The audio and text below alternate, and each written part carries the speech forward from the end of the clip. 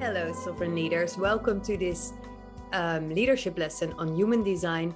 And then the second part, basically the second step, or at least a step that I think is interesting to take as a second step when you get into human design. If you relate human design to our own model of the sovereign self, living of sovereign self or sovereign leadership, you can see that what we are discussing today is very much related to the second step. So the part where we talk about why and our purpose. And what I like about human design in relation to purpose is that it makes it actually quite concrete. And what I've tried to do is combine a couple of elements that are important in human design and brought that back to understanding and interpreting your purpose in connection also to specific talents that you may have, that are helping you live out your purpose and bring it to life and fulfill it. So in today's leadership lesson, I'll talk you through 3 steps or 3 elements of human design that together, if you bring it all together, in my opinion can give you quite an interesting and sort of complete, of course, in relation to purpose. I don't think we can ever be very complete or totally complete, but it does give you more insights and more, as I said, concreteness into it. So let's get started. And that, just like last time, I've created a PowerPoint keynote presentation to talk you through it because it's quite a lot of information. So I'm going to share my screen with you. Let me see here. Always losing that button. Here it is. And take you through those 3 elements that can help you in understanding your purpose better. Okay, so the first thing that we are going to talk about today is your profile. And your profile in human design is basically, it's a number, or it's 2 numbers. And those 2 numbers come from, as you can see on this graphic, come from the sun as it was at the time of your birth, and the sun as it was at the time of your design, as they call it in human design. So the time of your birth is the one in the right-hand column, and I've put a little circle around it.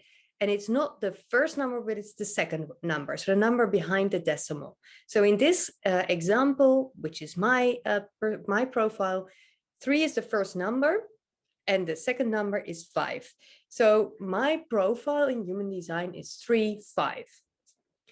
Your profile is basically how you approach things in life, also how you learn and how you evolve, how you grow. So the profile consists of these 2 numbers that are related to the sun at the time of your birth in your design. And they've translated that into 2 words. In my case, the words that are related to my profile of 3-5 are martyr and heretic.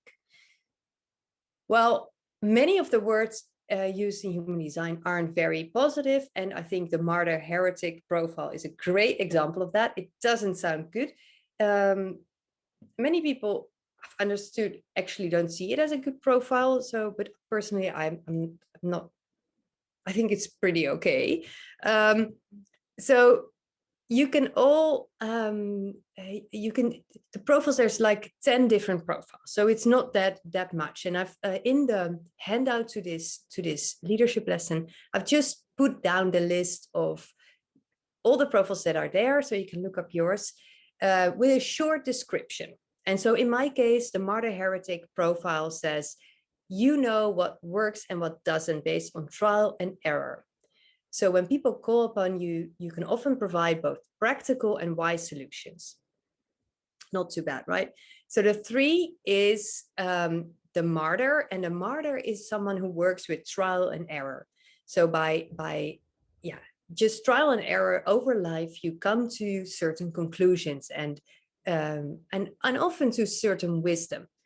Of course, it depends on how you experience this. If you feel that you are a martyr or more like the one always experimenting. Personally, I see myself as someone who is experimenting, and I recognize this part of me. I always like to try new things, see how it relates to who I am. And then I immediately start teaching it. And then, so that's more the 5 profile part, where I try to always make things practical and concrete and bring it to life for people who haven't had an extensive background in a specific area. So personally, I do recognize my profile quite a bit. And so, yeah, so last time I mentioned that the black column and also the black lines are the part that is more conscious. The red lines, the red column on your body graph, are the things that are less conscious, right?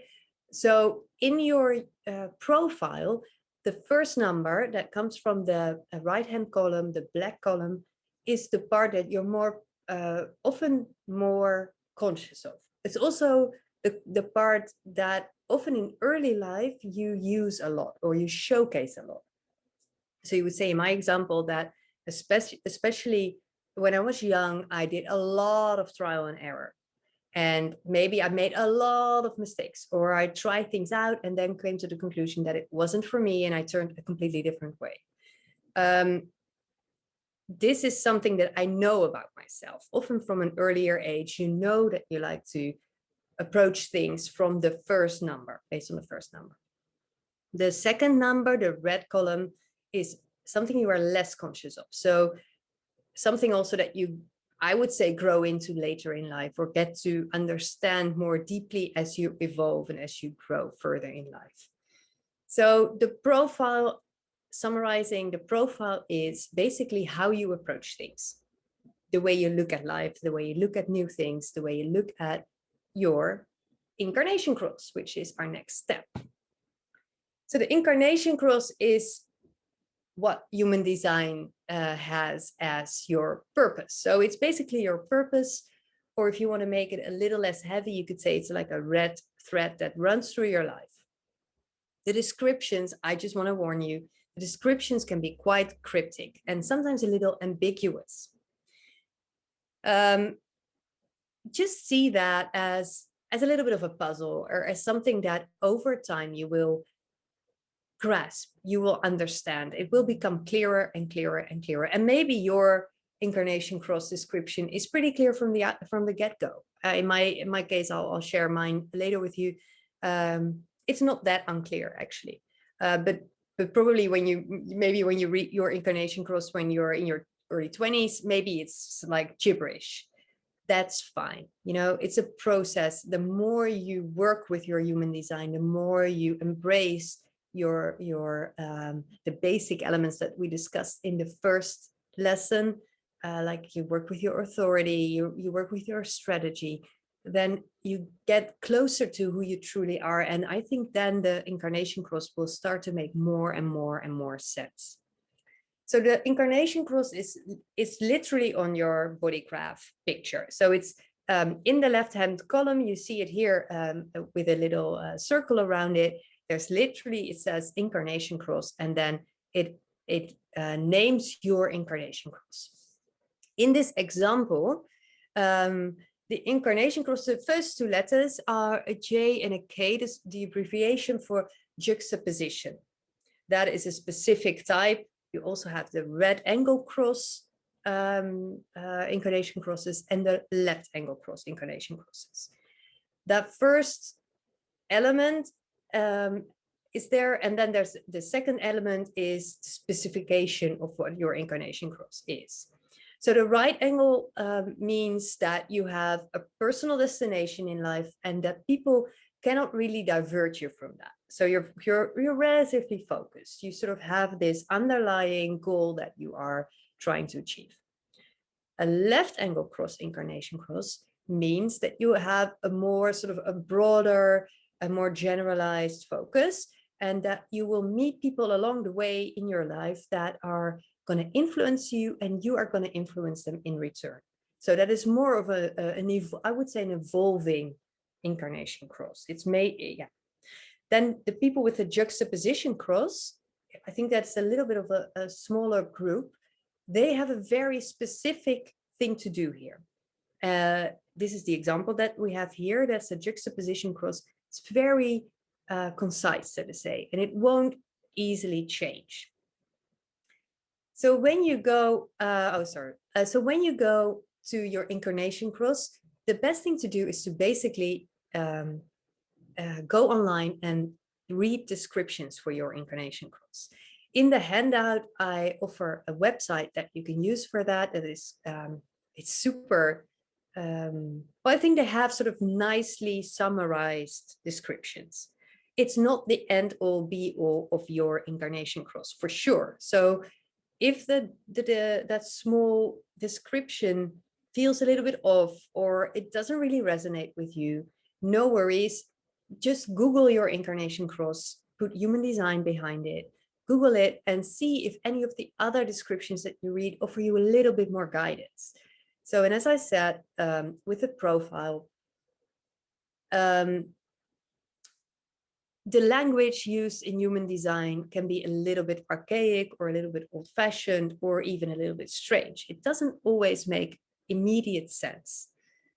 If this is you, if your incarnation cross doesn't make immediate sense, no worries. Just take time with this. Purposes, as I've said in our lesson on purpose, it does take a lifetime, and we grow into our purpose. We wake up not having a complete understanding of what it is we're here to do.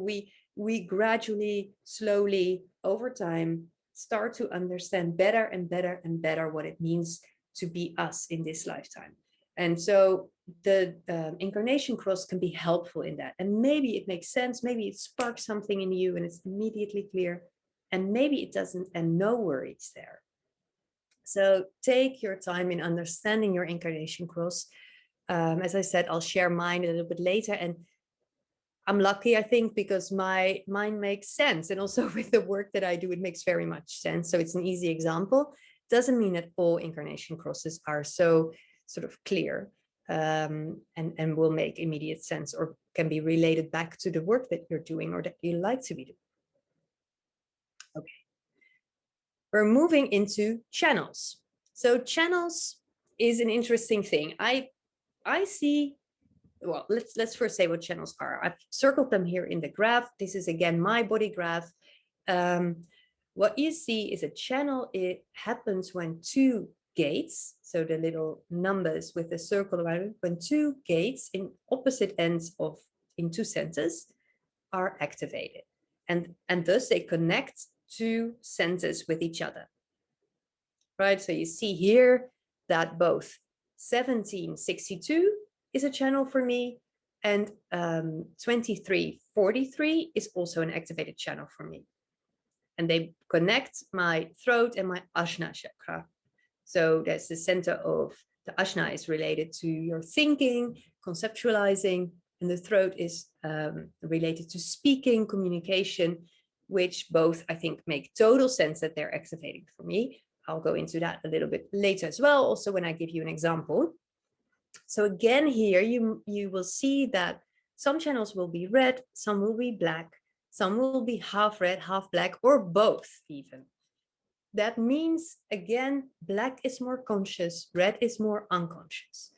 So if you have, for example, and then we have to go to another channel that is activated for me to show that in a really, so no, let's first start with the ones that are obvious, right? So the 2343 channel here in the middle, in the circle, is a black channel, which means that I'm quite conscious of that. Probably from a relatively early age, I've known that I do whatever this channel offers me to do.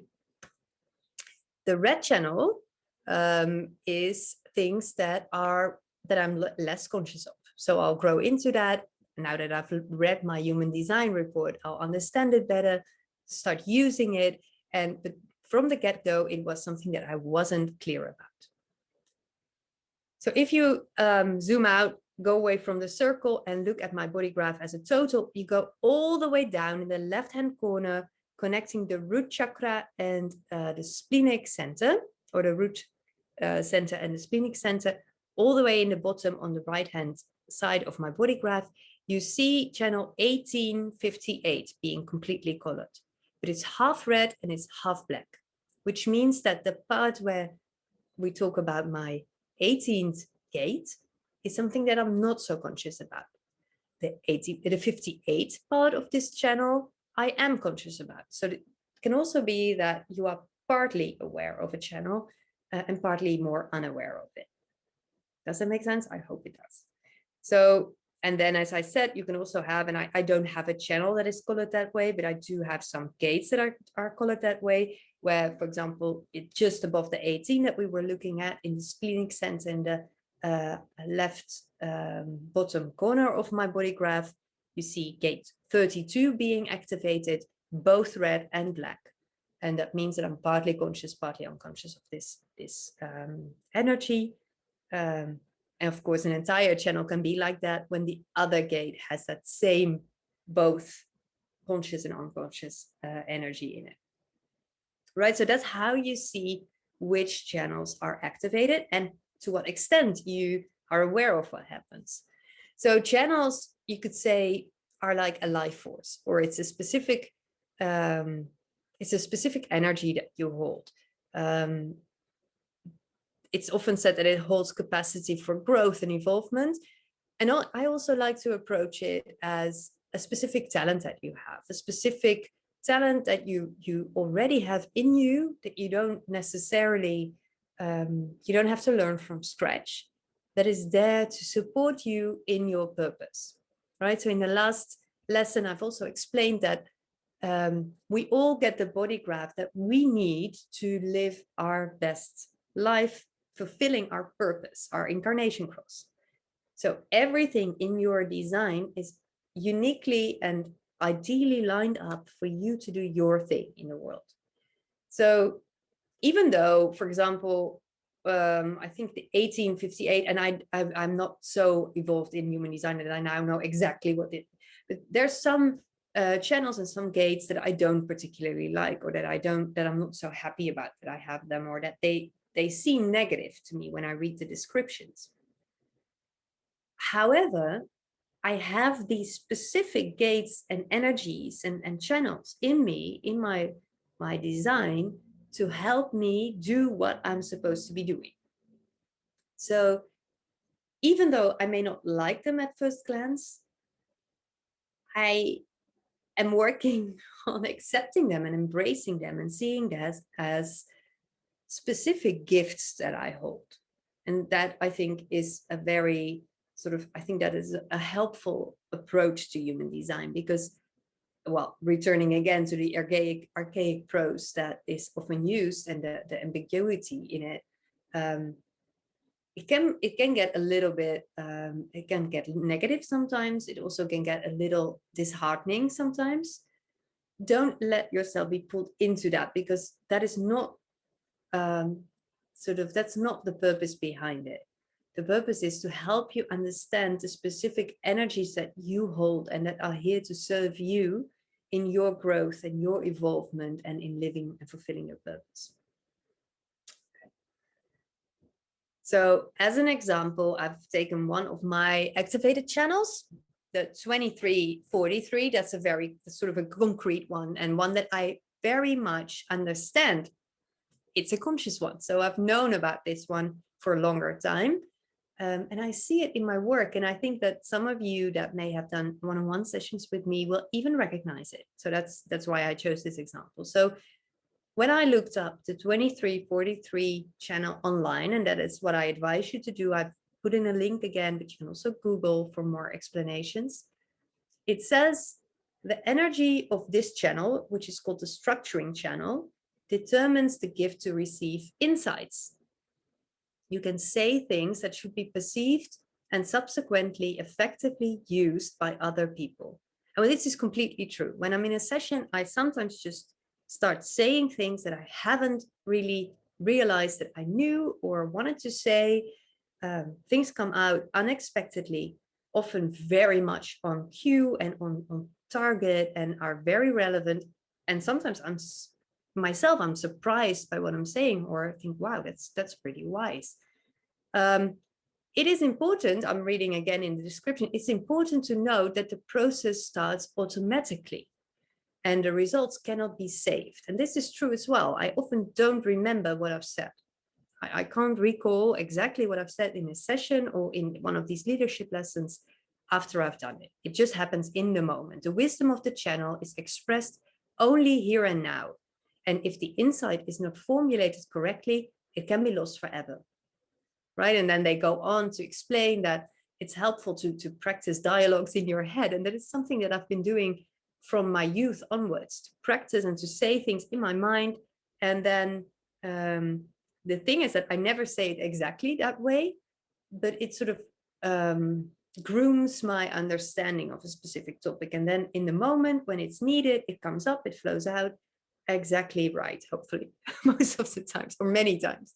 And I think in my work as a coach and as a teacher, this is a very helpful skill. Also, when I remember when I read the 1762 and combined with the 2343 channels, both of the ones that are here circled in this image, both of them connecting my throat center, the communication part, and the Ajna chakra, Ajna center, which is all about conceptualizing and thinking.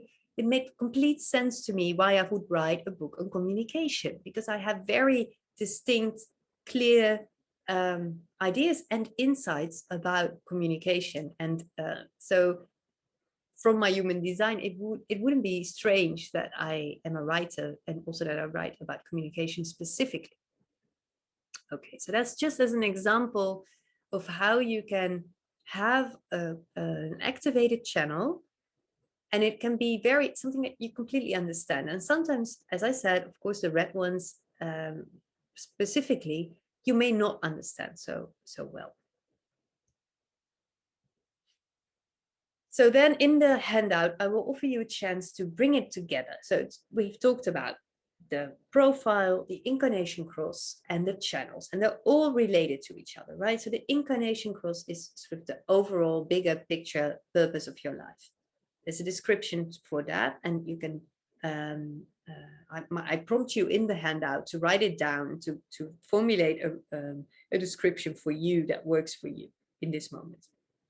Then there's the profile, and that offers you basically the way how you approach that purpose, how you go about living the purpose.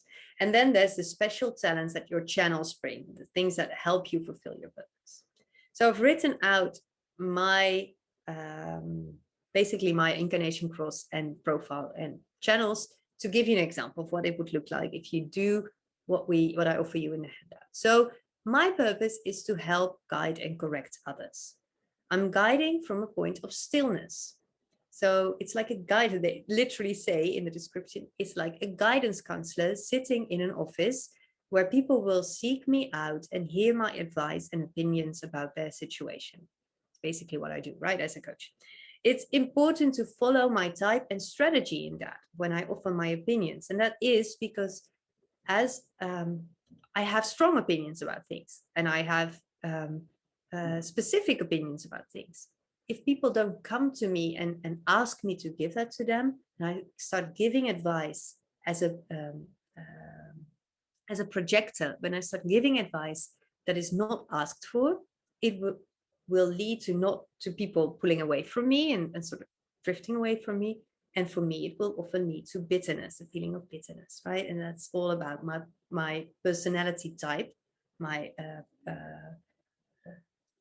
so that ties in with this purpose that I have.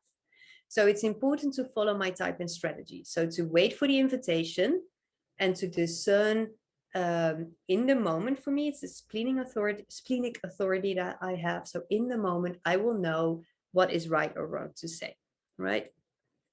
So if I wait for that, it will produce more positive results. So my purpose is to help, guide, and correct others. This is my incarnation cross description. Then we go to the profile part. I know my 3-5, my martyr heretic profile. I know what works and what doesn't based on trial and error. We talked about that, right? This is the 3 elements. So when people call upon me, I can often provide both practical and wise solutions. That's the 5. So I've made it both practical and wise. I've integrated things, and that's why I can offer often great solutions, again, only when I listen to my authority and wait for the invitation. Otherwise, it will lead to bitterness as a projector. And then one of the talents, I only use the one that I've already explained. So one of the talents that I have, I receive insights, and I can say things that should be perceived and subsequently effectively used by other people, and it happens in a moment. So that is a specific talent that I bring to helping others by guiding and correcting them. So this, I hope, gives you a little bit of a sort of a way of how you can bring together these different elements, incarnation cross, profile, channels, into understanding what it is that you're doing in your life.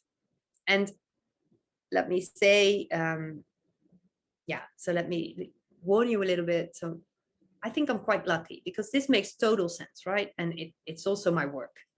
So I'm already living my human design quite well, which isn't that strange because I've been doing all that work, and the first time I did a human design reading is over 5 years ago. So I'm more or less, I've sort of organized my life around this, and it also makes sense when you put all my things below each other. It can be that yours makes a little less sense and it's not immediately clear, and it doesn't necessarily maybe tie into your work yet. There can be many reasons for that. Maybe you're not doing the right work. That could be. Maybe there's something else that would fit you better. But B, maybe you are doing great work that is very much aligned with your human design, but you just cannot yet pull together all these elements and understand them in a way that makes sense. And that is just a process. So at the end of this second lesson, where we say, okay, so this is about also the second pillar of our sovereign leader model. Why and purpose, and what am I doing here? If it doesn't make sense to you, no worries. Just return back to your the basics, right? So the basics, your authority, your strategy. Start living that for a while, because as people, when we're born, because human design is not something anyone and everyone knows about, many people are just raised to be basically a generator in a very specific sort of box. That doesn't always work for us. So the way we are raised is basically like one type fits all, and that's not how it is. So that's, if you know a little bit about human design, and you do after these 2 lessons, you will understand that it doesn't mean that I'm going to stop scaring. So it's not true that you oh wait, I'm going to stop sharing my screen because I want to see you when I say all this. How do I do that? Yeah, come back, stop share. Yeah, so what I wanted to say is, if it doesn't make sense, that's not strange, because from our birth, we are basically put into it sort of in a box, and in a box that one size fits all. We're all basically raised as generators. We're basically raised as people who have unlimited energy to do things. But if we are, for example, like me, if you're a projector, you don't have unlimited energy to do things. Your life is very much about how you are, your being. But if you are a generator, it's still very important that you understand what you want to give your energy to, and you can check that with you by using your authority. We're not raised learning about our authority and how to know how we can make decisions that are very much aligned with us. We are used and trained to use our brain to make decisions. But in human design, the brain never makes the decisions. It's always something in your body, right? It can be an emotional authority. It can be a sacral authority, like a pure generator. In my case, I'm a splenic projector, meaning that in the moment, I know what is right for me or what is not right for me. So if you like human design and you want to learn how to use it, start always by understanding your overall personality. Are you a generator, projector, any of the others, a manifestor? And then working with your strategy and your authority. That's the things that we discussed in the first lesson. And if you do that for a while, you will sort of push away all the things that are not aligned with who you are. And by doing that, there's so much more space in your life to sort of to actually to become more magnetic to the things that are right for you. And then I believe it becomes more and more logical for you what your incarnation cross is, what your profile means, and how you can use the energies in your channel to fulfill that purpose and to really start living in a way that is right for you. So human design is by no means the answer to everything, and it probably also not right for everyone. So if this doesn't resonate with you, no worries. It's just something that I wanted to share with you because it has helped me so much. Try it, give it a try, do it trial and error, Rosalie style, and just see if it works for you, if it resonates enough to go into it a little bit. At least with these 2 lessons, you know quite a bit about the foundations of human design. There's much more to share. If you guys want, and if I get responses that call for that, I'll probably make another lesson later on in the year.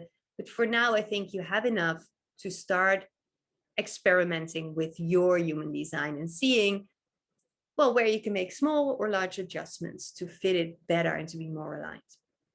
So download the PDF, start filling it in so that you get that sort of summary of your why, of your purpose, and how you can live it, how you can fulfill it. Post in the Facebook group any of your questions so that I can answer it for the entire group, so that everyone gets to learn and have more of that wisdom and insight. And if you want to share some of your insights and revelations and the new things that you've learned, be my guest, because I love that. And I think we all are here to learn from each other and to grow together. So thank you so much for doing this, and see you in our community call this month. Ciao.